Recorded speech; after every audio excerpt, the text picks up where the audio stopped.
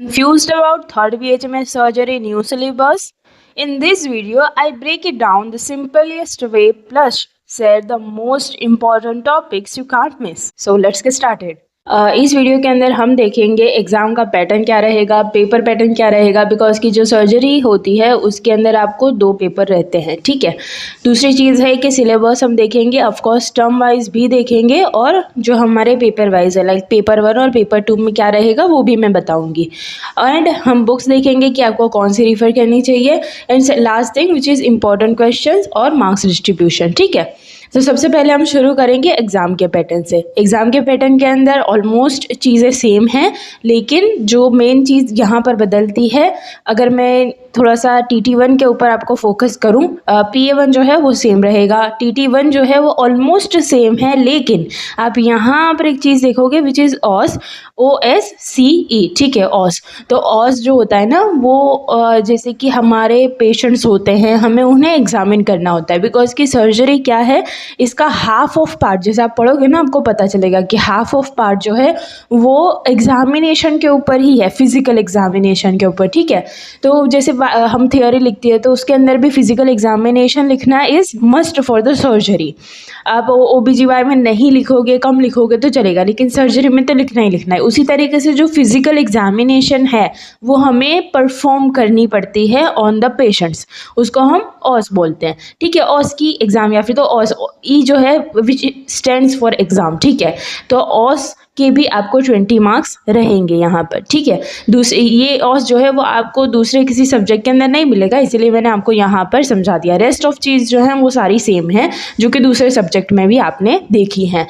अब आते हैं टर्म 2 के ऊपर। तो देयर इज़ अ PA2 जो है वो सेम चीज़ है, 20 मार्क्स के वाइवा। अब यहाँ पर फोकस करो which is final university examination at the end of 12 month, ठीक है। तो अब यहाँ पर 200 मार्क्स देख रहे हो थियोरी के, जो मैंने बताया कि आपका 2 पेपर होंगे, 100 मार्क्स फॉर ईच। दूसरा आपके पास है 200 मार्क्स का आपका practical viva plus internal assessment, right. तो अब यहाँ पर जो इंटरनल असेसमेंट भी है ना, उसके अंदर जो आपको फर्स्ट ईयर और सेकेंड ईयर के अंदर आपने जो वाइवा की एग्ज़ाम्स दी हैं, राइट, उसके अंदर से ही आपको इंटरनल असेसमेंट आएगा which is for 20 marks, right. वो सारी चीज़ें मैं आपको आगे बताऊँगी। यहाँ पर प्रैक्टिकल और वाइवा भी जो है उसके अंदर, जैसे कि फाइनल यूनिवर्सिटी एग्ज़ाम है तो उसके अंदर भी ऑस जो है वो आपका आ जाएगा, लेकिन वो प्रैक्टिकल के अंदर आएगा, ठीक है। उसको प्रैक्टिकल के अंदर हमने ले रखा है। मैं आगे आपको ब्रेक डाउन करके बताऊँगी कि प्रैक्टिकल में भी आपको क्या क्या करना होगा, because there is a some kind of steps कि भाई आपको जो कुछ स्पेसिमेन रखे हुए हैं उनके बारे में बताना है, आपको वाइवा होंगे, आपके पेपर के बारे में वाइवा होंगे, ठीक है। ऐसी सारी चीज़ें हैं, वो हम आगे देखते हैं। आगे बढ़ते हैं final university exam. First of all हम थ्योरी के बारे में बात करेंगे, ठीक है। तो अब यहाँ पे थ्योरी के जैसे 2 पेपर है, 100 मार्क्स फॉर ईच। अब ये जो है ना वो चीज़ मैं आपको पहले से ही बता दे रही हूँ कि जो हमारा पेपर 1 है उसके अंदर आपको क्या क्या पूछा जाएगा, because there is a lots of misunderstandings, और ऐसी मिसअंडरस्टैंडिंग्स होती है जिसकी वजह से लोग क्या करते हैं कि जो पेपर 2 का सिलेबस है वो पेपर 1 में पढ़ के चले जाते हैं और पेपर 1 का पेपर 2 में, ठीक है। तो अब यहाँ पर आपने पढ़ा तो होगा, लेकिन आपको मार्क्स नहीं मिलेंगे क्योंकि आपने तो वो चीज़ पढ़ी ही नहीं है जब वो पेपर था, ठीक है। इसलिए पहले से ही मैं आपको बता दे रही हूँ कि जो पेपर 1 होगा उसके अंदर आपका जनरल सर्जरी आएगा, ठीक है। लाइक आपका शॉक है, जो है कि आपका हेमरेज है, ठीक है, ब्लड ट्रांसफ्यूजन है, वुंड हीलिंग है, ठीक है। वो सारे जो आगे के चैप्टर्स है एस दास के अंदर वो सारे जनरल सर्जरी के हैं। देन उसके बाद आता है ENT, ठीक है, year neck and throat, right. दूसरा है हमारे पास ऑप्थेल्मो डेंटिस्ट्री एंड ऑर्थोपेडिक्स, ठीक है, ऑर्थोपेडिक्स और इन सब के थेरापेटिक्स, ठीक है। सारी चीज़ें साथ में, थेरापेटिक्स तो चलते ही रहेंगे, होम्योपैथिक थेरापेटिक्स, राइट। दूसरा हमारे पास है पेपर 2। तो पेपर 2 के अंदर जो हमने यहाँ पर जनरल सर्जरी देख लिया, अब ये सारी चीज़ें आपको पेपर 1 के अंदर, पेपर 2 के अंदर बिल्कुल भी नहीं पूछी जाएंगी। सिर्फ और सिर्फ पेपर 2 में क्या होता है, majority there is a systemic surgery, right. हमारे टाइम पर थोड़ा सा अलग था यहाँ पर कि हमें पेपर 2 के अंदर ENT ऑप्थेल्मो पूछा जाता था, और जो पेपर 1 है उसके अंदर कुछ कुछ पार्ट हमारे सिस्टमिक सर्जरी के चले जाते थे और कुछ पार्ट पेपर 2 के अंदर सिस्टमिक सर्जरी के आते थे। But it is well and good कि इन्होंने क्या किया है कि पूरा सिस्टमिक सर्जरी को अलग पेपर दे दिया है, ठीक है, बिकॉज पहले का जो था उसके अंदर बहुत ज़्यादा कन्फ्यूजन रहता था। अभी यहाँ पर भी जो है जैसे सिस्टमिक सर्जरी है तो वो सिस्टम वाइज है, जैसे रेस्पिरेटरी सिस्टम है, हमारा कार्डियक है और हमारा जीआई है, ठीक है। मेजॉरिटी जीआई में से बहुत सारे क्वेश्चन पूछे जाते हैं। सारी चीज़ें मैं आगे बताऊंगी कि कौन से सिस्टम का कितना मार्क्स होगा, ठीक है। दूसरी चीज़ है कि practical and clinical, so there is 100 marks for the practical / clinical including OS, ठीक है। दूसरी चीज़ है वाइवा वॉश के 80 मार्क्स होंगे और इंटरनल असेसमेंट, जैसे यहाँ पर मैंने लिखा हुआ इंटरनल असेसमेंट, ये जो है PA1 TT1 और PA2, ठीक है, इसके तो 10 मार्क्स ही हैं, लेकिन साथ में आपको जो आपने फर्स्ट BHMS सेकेंड BHMS के इसके वाइवा दिए होंगे उसके भी मार्क्स यहाँ पर ऐड होंगे, ठीक है। तो ग्रांड टोटल हमारा हो जाता है 400 मार्क्स का। दूसरी चीज़ यहाँ पर जैसे पेपर का पैटर्न जो है वो भी मैंने लिखा हुआ है कि भाई LAQ 50 टोटल 50 मार्क्स के होंगे, राइट। एक LAQ 10 मार्क्स का होता है, एक SAQ 5 मार्क्स का होता है और एक MCQ 1 मार्क्स का होता है, राइट। तो ये चीज़ मैंने लिखी हुई है। आगे बढ़ते हैं आगे बढ़ते हैं कि हमारा जो है पेपर 1, तो अब थोड़ा सा हम डीप में देखेंगे। जैसे यहाँ पर तो मैंने बहुत ब्रीफली लिखा हुआ है कि क्या क्या चीज़ें हैं, यहाँ पर मैंने थोड़ा सा डीपली लिखा हुआ है। जैसे जो हमारा जनरल सर्जरी है तो उसके अंदर इंजरी आ गया, इन्फेक्शन, स्वेलिंग, ठीक है, स्वेलिंग दैट मीन्स ट्यूमर, ठीक है। तो वो सारी चीज़ें हैं और उसके अंदर अच्छा खासा डीप में यहाँ पर मैंने लिखा हुआ है कि भाई क्या क्या चीज़ें हैं, राइट। इनके अंदर से भी आधे से ज़्यादा तो क्वेश्चंस आ ही जाते हैं। अब ये जो चीज़ें हैं ना, जैसे इंजरी है तो वो आपको फर्स्ट टर्म में ही पूछा जाएगा, राइट। ये टर्म वाइज आपका सिलेबस भी यहाँ पर अब बनता जाएगा कि इन्फेक्शन वाला जो सारी चीज़ें हैं वो भी फर्स्ट टर्म में आएंगी, स्वेलिंग वाली चीज़ें हैं वो भी फर्स्ट टर्म में आएंगी, ठीक है। अब यहाँ पर ऑर्थो जो है वो आपको सेकेंड टर्म में आएगा, दैट मीन्स डायरेक्ट इसका फाइनल यूनिवर्सिटी एग्जामिनेशन होगा। अब इसकी बात कर लेते हैं कि भाई इनके अंदर से LAQ SAQ कितने आएंगे, MCQ कितने आएंगे। अब ये जो है ना वो चीज़ मैंने अपने तरफ से लिखी हुई है, ठीक है, बिकॉज कि मुझे अच्छा खासा आइडिया है कि हमें किस मतलब कि चैप्टर के अंदर से क्या SAQ पूछे जाते थे, लॉन्ग क्वेश्चन पूछे जाते थे, ठीक है। टोटल जो हमारा अथॉरिटी है उन्होंने सिर्फ मार्क्स दे रखे हैं और उन्होंने ये बता रखा है कि LAQ होंगे या नहीं होंगे पर्टिकुलर चैप्टर में से, लेकिन मैंने उसका थोड़ा सा और ज़्यादा आपको बाइफिकेट करके बता दिया है। तो जो LAQ है वो यहाँ पर सिर्फ एक ही होगा, जैसे SAQ है तो वो 2 होंगे, ठीक है। और MCQ हर चैप्टर में से MCQ आएगा। तो हो सकता है कि भाई मैंने यहाँ पर एक MCQ लिखा है लेकिन आपको 2 MCQ आए, ठीक है, तो वो चीज़ हो सकती है, लेकिन मार्क्स यहाँ पर सेम रहेंगे। जैसे इंजरी है तो उसके टोटल 20 मार्क्स इज फिक्स, ठीक है, फाइनल एग्ज़ाम में भी और टर्म के अंदर भी, ठीक है। फिर उसके बाद आते हैं हम इन्फेक्शन के ऊपर। तो इन्फेक्शन जो है उसके अंदर से LAQ नहीं पूछा जाता, दिस ऑल आर लाइक कि ये SAQ के छोटे छोटे टॉपिक्स ही हैं।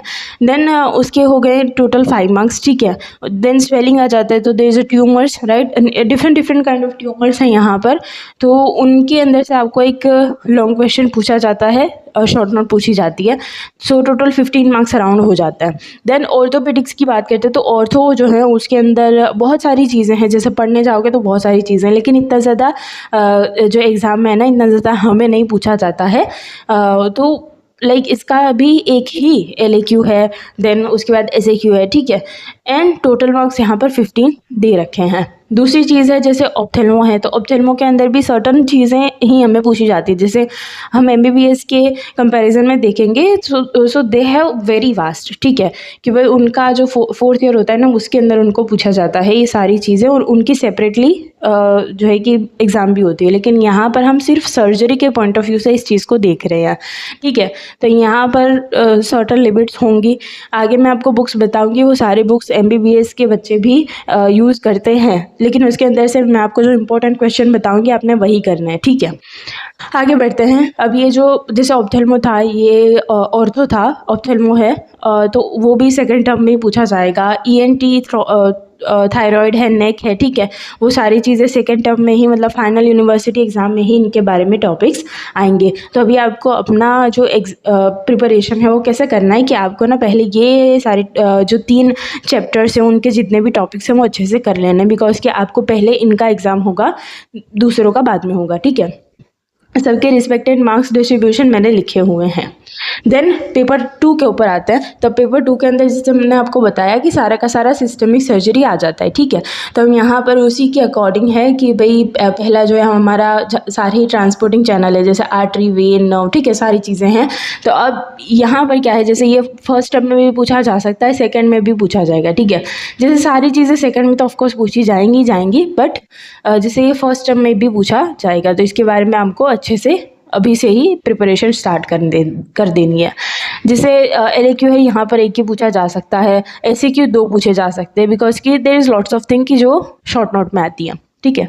तो इसके टोटल है 20 मार्क्स। देन एलिमेंट्री ट्रैक है, दैट मीन्स हमारा माउथ से लेकर हमारा एनस तक पूरा GIT, तो उसके अंदर से बहुत सारे क्वेश्चन आते हैं, ठीक है। बहुत जैसे ऑफकोर्स सिस्टम ही बहुत ज़्यादा बड़ा है, तो उसके अंदर से क्वेश्चन भी बहुत ज़्यादा आते हैं, उसके अंदर से जैसे कि लॉन्ग क्वेश्चन भी बहुत सारे आते हैं। और यहाँ पर आप देखोगे सबसे ज़्यादा वेटेज भी उसी को है, 25 मार्क्स हैं, ठीक है। तो वो आपका 2 LAQ पूछे जाने के चांसेस ज़्यादा हैं। देन आपका आ जाता है लीवर, स्प्लीन, गॉल ब्लैडर, ठीक है। तो उनके अंदर से भी एक LAQ पूछा जाएगा। जो हमारा सिस्टमिक सर्जरी है उसके अंदर ऑलमोस्ट सारे सिस्टम में से एक एक LAQ तो आता ही आता है। जैसे अगर मैं कहूँ कि सिस्टमिक सर्जरी के अंदर आपको ज़्यादा फोकस किसके ऊपर करना है, तो you will go with the GI, ठीक है। उसके बाद दूसरा इम्पॉर्टेंट थिंग है हमारा किडनी वाला, जो हमारा रीनल सिस्टम है, ठीक है। तो बिकॉज उसके अंदर से भी आपको 2 LAQ पूछे जाने के चांसेस ज़्यादा हैं, और उसके मार्क्स भी टोटल 25 हैं, GI के भी 25 हैं, ठीक है। तो अब आते हैं क्लिनिकल और प्रैक्टिकल के ऊपर, ठीक है। तो अब क्लिनिकल प्रैक्टिकल का जो भी सारा आपको क्या क्या करना है, ठीक है, बिकॉज कि हमारी यूनिवर्सिटीज़ हमें बताती नहीं हैं कि हमें प्रैक्टिकल में क्या क्या करना होता है। जब हमारी एग्ज़ाम आती है तभी हमें पता चलता है कि हमें क्या क्या करना है, ठीक है। जैसे मेरे साथ भी यही हुआ था, बट थैंकफुली कि मैंने कर लिया था। तो यहाँ पर क्या है कि जैसे ये सारे जो पार्ट है वो क्लिनिकल माने जाते हैं, ठीक है। जैसे यहाँ पर है कि एक सर्जिकल केस आपने लिखना है, ठीक है, या फिर तो पेशेंट के थ्रू भी आपके पास लिखवाया जा सकता है कि पेशेंट आपने बैठकर केस टेकिंग करनी है, उनके बारे में उनको सारी चीज़ें पूछनी है, ठीक है। वहाँ पर ही आपका ऑस का एग्जामिनेशन भी हो जाएगा कि भाई आपके फैकल्टी आकर आपको सर्टन जो है कि एग्जामिनेशन करने को बोलेंगे, वो आपने करनी है, ठीक है। तो वो ऑस का एग्जामिनेशन हो गया। ये सारे मैं फाइनल यूनिवर्सिटी एग्जामिनेशन के रिलेशन में बता रही हूँ, ठीक है। तो यहाँ पर जैसे केस है तो उसके 15 मार्क्स हैं, ऑस के 15 मार्क्स हैं यहाँ पर, ठीक है। दूसरी चीज़ है प्रोविजनल डायग्नोसिस आप क्या बनाते हो, डिफरेंशियल डायग्नोसिस आप क्या बनाते हो, ठीक है, उसके ऊपर क्वेश्चन होंगे, उसके 10 मार्क्स हैं। देन मैनेजमेंट आप क्या दे रहे हो, राइट, जो आपने केस लिया है उसी के ऊपर से क्वेश्चन होगा कि भाई आप इसको मैनेजमेंट क्या दोगे, आप होम्योपैथिक मैनेजमेंट क्या दोगे, ठीक है। वो सारी चीज़ों के 10 मार्क्स हो जाते हैं। देन उसके बाद यहाँ से प्रैक्टिकल शुरू होता है, ठीक है। इसको हम क्लिनिकल के अंदर कंसीडर करते हैं, बिकॉज आपकी क्लिनिकल पोस्टिंग भी होंगी, राइट। तो ये सारा क्लिनिकल पॉइंट था। प्रैक्टिकल अब आते हैं। तो प्रैक्टिकल के अंदर क्या है कि आपको, जैसे मैंने कहा कि सर्टन स्पेसिमेन रखे हुए होते हैं, वो आपको आइडेंटिफाई करने हैं। तो पहला होता है इंस्ट्रूमेंट्स, ठीक है। तो इंस्ट्रूमेंट्स आपको पता होना चाहिए कि सर्जरी में जैसे मेजॉरिटी फोर्सेप्स रखी होती है, ठीक है। तो फोर्सेप आपको सारी पता होनी चाहिए कि क्या है, कैसे उसका काम है। तो उसके 15 मार्क्स हैं। एंड एक्सरे इंटरप्रिटेशन है कि सर्टन एक्सरेज आपको मेजॉरिटी, जैसे ऑर्थो है तो ऑर्थो के ज़्यादा एक्सरे रखे जाते हैं, ठीक है। तो उसके 10 मार्क्स है। देन जनरल जो आप लिखोगे थ्रू आउट आपका ईयर, आप जनरल लिखोगे, ठीक है। तो उसके 20 मार्क्स है। और क्लिनिकल रजिस्टर, जिससे मैंने कहा कि आपकी पोस्टिंग शुरू हो जाएंगे, तो अभी उस पोस्टिंग के अंदर भी आपको एक लॉग बुक वगैरह मेंटेन करना है, तो उसके आपको 5 मार्क्स मिलेंगे। देन वाइवा वॉश है, जिसके अंदर आपने ये वाला जो केस लिया, ठीक है, उसके बारे में भी क्वेश्चन हो सकते हैं। और आपने जो पेपर दिया है या फिर तो आपका थियोरी है, ठीक है, आपके थेरापेटिक्स है, उसके ऊपर से भी क्वेश्चन हो सकते हैं। सो देयर इज 80 मार्क्स, ठीक है, ये ज़्यादा मार्क्स है, तो इसके बारे में अच्छा खासा आपको नॉलेज होना चाहिए, ठीक है। देन लास्टली है इंटरनल असेसमेंट, 20 मार्क्स, ठीक है। तो ग्रांड टोटल हमारा यहाँ पर भी हो जाता है 200, ओके। बाद में हम आते हैं इंपॉर्टेंट क्वेश्चंस के ऊपर। तो ये सारे इंपॉर्टेंट क्वेश्चंस मैंने जो ऑफिशियल हमारी PDF है उसके अंदर जो पहला टॉपिक था मैंने वहाँ से ही लिखने शुरू किए हैं। तो अगर मैं आपको बता दूँ तो यहाँ पर जो पहले स्टार्टिंग में आपको चैप्टर्स दिख रहे हैं वो हमारे सिस्टमिक सर्जरी के हैं, ठीक है। और कुछ टॉपिक्स जो हैं वो यहाँ पर जनरल सर्जरी के भी हैं, जैसे कैंग्रीन है, ठीक है, एम्बोलिज्म है, थ्रोम्बोसिस हैं, तो वो सारे हमारे जनरल सर्जरी के भी हैं कुछ कुछ चीज़ें। तो यहाँ से भी सारी चीज़ें आप देख सकते हो, आप यहाँ पर स्क्रीनशॉट ले सकते हो, ठीक है। और ये जो PDF है वो मैं मेरे टेलीग्राम चैनल है वहाँ पर भी अपलोड कर दूंगी, ठीक है। उसकी लिंक वगैरह मैं नीचे दे दूंगी डिस्क्रिप्शन में, तो आप वहाँ पर जाकर भी पूरी PDF डाउनलोड कर सकते हो, उसके अंदर ये सारी चीज़ें भी आ जाएंगी, ठीक है। दूसरा हमारे पास है कि भाई जैसे GI यहाँ से शुरू होता है, ठीक है। जैसे हमारी ये स्टोमेटाइटिस है, वहाँ से GIT शुरू होता है।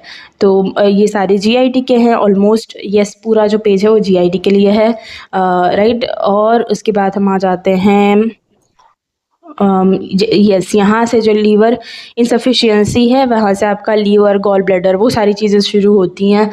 उसके अंदर जो जॉन्डिस वगैरह हैं, जॉन्डिस है, गॉल ब्लैडर कैंसर है, ठीक है। सारी चीज़ें मतलब LAQ होगा, SAQ होगा, वो सारी चीज़ें मैंने लिखी हुई है। और ये LAQ SAQ भी जो ऑफिशियल वेबसाइट है, ऑफिशियल PDF है, उसके अंदर से ही मैंने निकाले हैं, मेरे तरफ से मैंने कुछ भी ऐड नहीं किया है। देन ये सारा पेनक्रियाज के बारे में है। और अगर मैं यहाँ पर कहूँ, ठीक है, सो प्लूरल इफ्यूजन, राइट। यहाँ से आपका जो हमारा हार्ट प्लस जो हमारा थॉरेक्स है प्लस हमारा जो लंग्स हैं, वो सारी चीज़ें हैं, ठीक है। तो उसके बारे में थोड़े कम क्वेश्चंस हैं बिकॉज कि उसके मार्क्स भी कम हैं।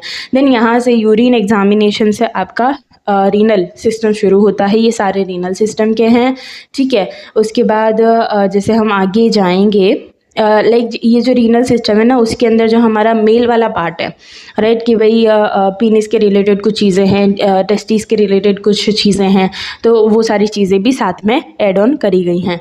एंड उसके बाद आता है हमारा पोर्ट्स डिजीज़, ऑस्टियोमाइलाइटिस, ठीक है। तो यहाँ से आपका ऑर्थो शुरू होता है, ऑर्थोपेडिक्स का जो टॉपिक्स हैं वो सारे शुरू होते हैं, इंक्लूडिंग रूमेटॉइड आर्थराइटिस और हमारा एंक्लोजिंग आर्थराइटिस, ठीक है, स्पॉन्डिलाइटिस, वो सारी चीज़ें शुरू होती हैं। देन उसके बाद ये जो है ASOM CSOM वो हमारे ENT के टॉपिक्स हैं, तो यहाँ से ENT शुरू होता है, ठीक है। ENT के अंदर सारी चीज़ें आ जाती हैं, जो जो इम्पोर्टेंट चीज़ें हैं वही मैंने लिखी हुई है। जैसे इसके अंदर तो बहुत सारा जो सिलेबस है वो तो बहुत ज़्यादा है, लेकिन जो इम्पोर्टेंट टॉपिक्स है वही मैंने डाले हुए हैं यहाँ पर, ठीक है। तो ये सारे ENT के टॉपिक्स हैं। और जैसे टॉन्सिल्स हैं, फेरेंजाइटिस है, ठीक है। तो वो सारी चीज़ें भी आपके थ्रोट के अंदर ही आती हैं। देन थोड़े बहुत थायराइड के रिलेटेड मैंने डिजीज़ डाली हुई हैं। उसके बाद जैसे यहाँ पर है CA ब्रेस्ट है, मेस्टाइटिस है, ठीक है। तो ये सारे थोड़े से मिसलेनियस वाली चीज़ें हैं। एंड लास्टली जो एस्टिग्मा है एंड कंजक्टिवाइटिस है, वो सारे आपके ऑप्थेल्मोलॉजी के टॉपिक्स हैं, ठीक है। और लाइक जिंजिवाइटिस है, इप्यूलिस है, वो आपके डेंटिस्टरी के टॉपिक्स हैं, ठीक है। तो ऑलमोस्ट सारी चीज़ों के मैंने यहाँ पर इम्पोर्टेंट क्वेश्चंस डाल रखे हैं। एंड लास्टली हम बात करते हैं बुक्स के बारे में। तो अभी बुक्स जो है ना वो मैंने मतलब कि 3 पार्ट के अंदर आपको बताई कि भाई टेक्स्ट बुक आप कौन सी ले सकते हो, क्लिनिकल कहाँ से पढ़ सकते हो बिकॉज आपकी ऑस की एग्ज़ाम होने वाली है, आपको एग्जामिनेशन, फिजिकल एग्जामिनेशन पता होनी चाहिए। एंड लास्टली थेरापेटिक्स, ठीक है। तो जैसे टेक्स्ट बुक है तो मैंने कौन सी यूज़ करी थी वो मैं बता देती हूँ। तो जैसे हमारी जो पूरी क्लास है वो एस दास यूज़ करती थी, लेकिन मैंने एस दास यूज़ नहीं की है। लाइक मैंने बहुत बहुत कम जो है कि टॉपिक्स मैंने एस दास में से पढ़े हैं, ठीक है। दूसरी मैंने बुक्स जो यूज़ करी थी which is Bailey and Love's, जो हमारी सर्जरी की बुक है, वो मैंने थोड़े बहुत टॉपिक उसके अंदर से पढ़े थे।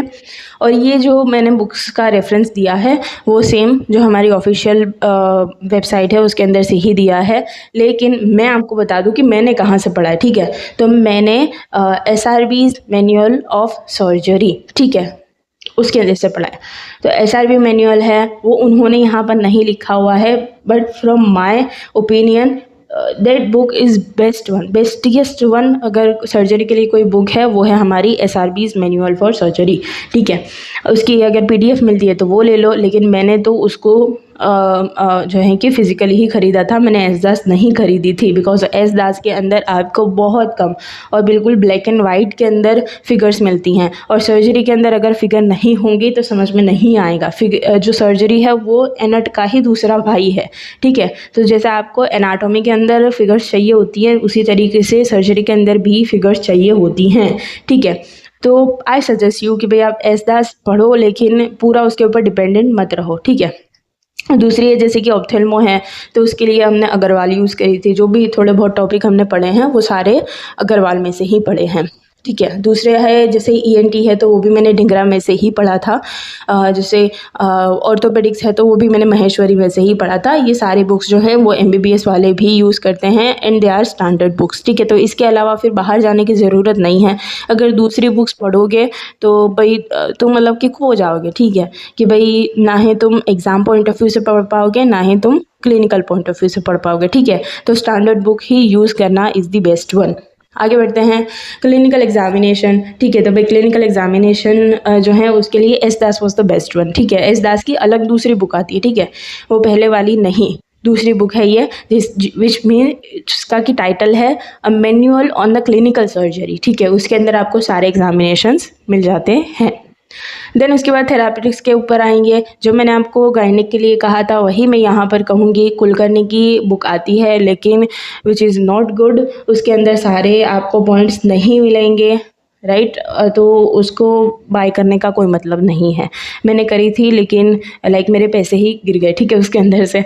सो दूसरी चीज़ है कि लिलियंथल। सो लिलियंथल वॉज द बेस्ट वन। खरीदनी है तो खरीद ही लो क्योंकि तुम्हारा गायनिक, ऑब्स, सर्जरी, आगे जाकर पीओएम सारी चीज़ें यहाँ पर कवर हो जाएंगी। देन जो लास्ट वाला है वो मुझे नहीं पता है, मैंने कभी इसके बारे में नाम भी नहीं सुना है, बट जो ऑफिशियल वेबसाइट में था वही मैंने यहाँ पर लिखा हुआ है, इसीलिए आपको दिख रहा है यहाँ पर, ठीक है। सो यहाँ तक चीज़ें थी जो कि मुझे बतानी थी। Thank you so much for watching. अगर आपको कोई डाउट होता है then you can ask me in the comment section. और जो हमारा टेलीग्राम है, ठीक है, यहाँ पर मैंने हैंडल का नाम भी लिख रखा है। हर जगह यंग होम्योपैथी नाम है, ठीक है, चाहे वो यूट्यूब हो, चाहे वो इंस्टाग्राम हो, चाहे वो टेलीग्राम हो, ठीक है, हर जगह यंग होम्योपैथी नाम है। और ऑफिशियल जो आप लोगो देख रहे हो वही है, ठीक है। उसके अलावा दूसरा कोई भी आपको लोगो वाली चीज़ दिखती है तो वो मेरे से कनेक्टेड, ठीक है, तो आप वहाँ पर जाकर ये पीडीएफ डाउनलोड कर सकते हो। So thank you so much for watching and don't forget to like, comment and share.